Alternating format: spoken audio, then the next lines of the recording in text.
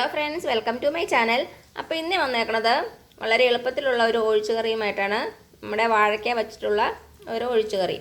അപ്പോൾ ഇതെങ്ങനെ ഉണ്ടാക്കുന്നതെന്ന് നോക്കിയാലോ. അപ്പോൾ നമുക്ക് നമ്മുടെ വാഴയ്ക്ക വെച്ചുള്ള ഒഴിച്ചുകറി ഉണ്ടാക്കാൻ തുടങ്ങാം. ഞാനിവിടെ ഒരു ഏത്തക്കയാണ് എടുത്തേക്കണത്. ആദ്യം ഇതിൻ്റെ തൊലി ഒന്ന് കളയാം.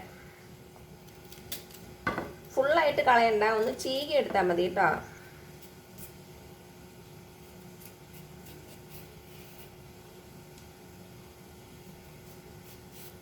ഇപ്പം നമ്മുടെ വാഴയ്ക്ക റെഡി ആയിട്ടുണ്ട്. ഇതിന് ചെറിയ പീസായിട്ട് കട്ട് ചെയ്യാം. നമുക്ക് വാഴയ്ക്കയിൽ ഒരു കറയുണ്ടല്ലോ, അപ്പോൾ വെള്ളത്തിലേക്ക് തന്നെ കട്ട് ചെയ്തിട്ട് കൊടുക്കുക. ചെറിയ ചെറിയ പീസായിട്ട് കട്ട് ചെയ്ത് കൊടുക്കാം. ഈ ഒരു വലുപ്പത്തിലാണ് ഞാൻ കട്ട് ചെയ്തേക്കണത്. ഇപ്പം നമ്മുടെ വാഴയ്ക്കയെല്ലാം നന്നായിട്ട് കട്ട് ചെയ്തിട്ടുണ്ട്. ഇനി ഇതൊന്ന് കഴുകിയെടുത്തിട്ട് വരാവേ. ഇപ്പം നമ്മുടെ വാഴയ്ക്ക ഞാനൊരു 2-3 പ്രാവശ്യം കഴുകിയെടുത്തിട്ടുണ്ട്. ഇതിനെ ഒരു പാത്രത്തിലേക്ക് ഇട്ട് കൊടുക്കാം.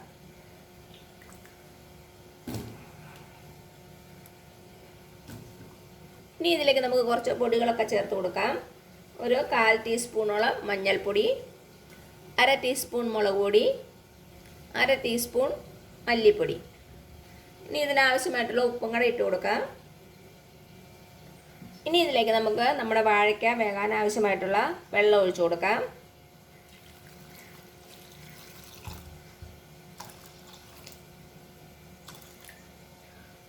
അപ്പോൾ ഞാൻ വെള്ളം ഒഴിച്ച് കൊടുത്തിട്ടുണ്ട്. ഒരു 2-3 കപ്പോളം ഉണ്ടാകും കേട്ടോ.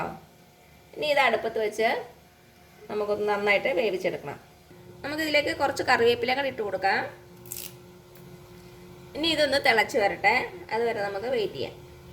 അപ്പം നമ്മുടെ വാഴയ്ക്ക ഞാൻ അടച്ചു വെച്ച് കൊടുത്തിട്ടുണ്ട്. ഇനി ഒരു മീഡിയം തീയിൽ വെച്ച് നമ്മുടെ വാഴയ്ക്ക നന്നായിട്ടൊന്ന് വേവിച്ചെടുക്കാം. അപ്പോൾ ഇതിവിടെ ഇരുന്ന് വേവട്ടെ കേട്ടോ. ഇടയ്ക്കൊന്ന് തുറന്ന് നോക്കണേ, വെള്ളമൊക്കെ വറ്റുന്നുണ്ടോ എന്ന് നോക്കണം.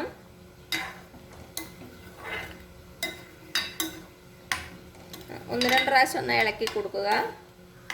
നമ്മുടെ വാഴയ്ക്ക ഒരുവിധം വെന്തിട്ടുണ്ട്. കുറച്ചുകൂടി ഒന്ന് വേവട്ടെ. ഇപ്പം നമ്മുടെ വാഴയ്ക്ക വേവണ സമയം കൊണ്ട് നമ്മുടെ അരപ്പ് റെഡിയാക്കി എടുക്കാം. ഞാനിവിടെ ഒരു 1/4 മുറി തേങ്ങയാണ് എടുത്തേക്കണത്.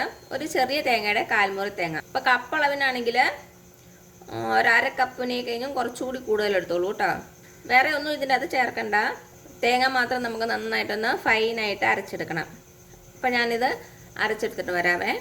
നമുക്ക് ഒന്നുകൂടി ഒന്ന് തുറന്ന് നോക്കാം. വെള്ളമൊക്കെ ഒന്ന് കുറച്ച് വറ്റിയിട്ടുണ്ട്. നമുക്കൊരു വാഴയ്ക്ക ഒന്ന് ജസ്റ്റ് പ്രസ് ചെയ്ത് നോക്കിയാൽ മതി തവി വെച്ച്.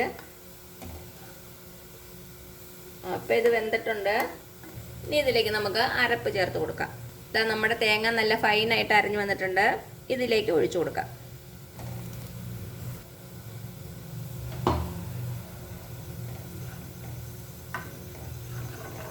നന്നായിട്ടൊന്ന് മിക്സ് ചെയ്ത് കൊടുക്കുക. നമുക്ക് കുറച്ചുകൂടി വെള്ളം ഒഴിച്ചു കൊടുക്കാം. ഇതിന് ഒരു 5-8 മിനിറ്റ് കൂടി തിളയ്ക്കണം. അപ്പോഴേക്കും നമ്മുടെ വെള്ളം വറ്റിപ്പോകാൻ സാധ്യതയുണ്ട്. അതായത് നമുക്ക് മിക്സി ബൗളിലേക്ക് തന്നെ കുറച്ച് വെള്ളം എടുത്ത്, അപ്പോൾ അതിൻ്റെ അകത്തുള്ള അരപ്പുകൾ നമുക്ക് വേസ്റ്റ് ആകാതെ കിട്ടും. ഞാനൊരു 1/2 കപ്പ് വെള്ളം കൂടെ ചേർത്തിട്ടുണ്ട് കേട്ടോ.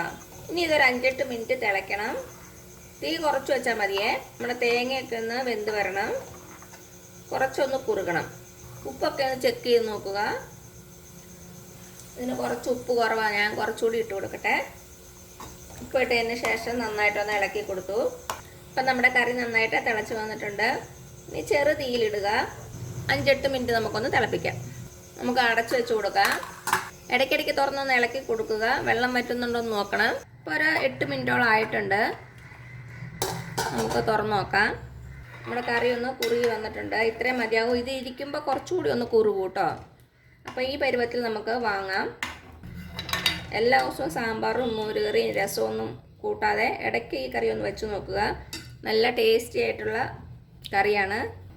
ഇനി ഇതിലൊന്ന് കടുക് വറുത്തിടണം. അപ്പോൾ ഞാൻ വേറെ ഒരു ചീനച്ചട്ടി വെച്ചിട്ടുണ്ട്. അതിലേക്ക് നമുക്ക് വെളിച്ചെണ്ണ ഒഴിച്ചു കൊടുക്കാം. ഇതൊരു നാടൻ കറിയല്ലേ, അത് കാരണം നമ്മൾ വെളിച്ചെണ്ണ തന്നെ ഒഴിക്കുക.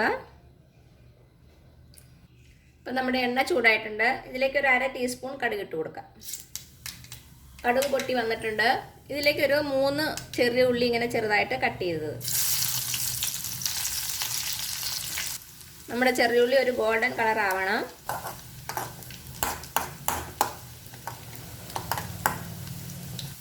ചെറിയുള്ളി മൂത്തിട്ടുണ്ട്. ഇതിലേക്ക് ഒരു 2 വറ്റൽമുളക് കട്ട് ചെയ്തത്. ഇനി കുറച്ച് കറിവേപ്പില അങ്ങോട്ട് ഇട്ട് കൊടുക്കാം.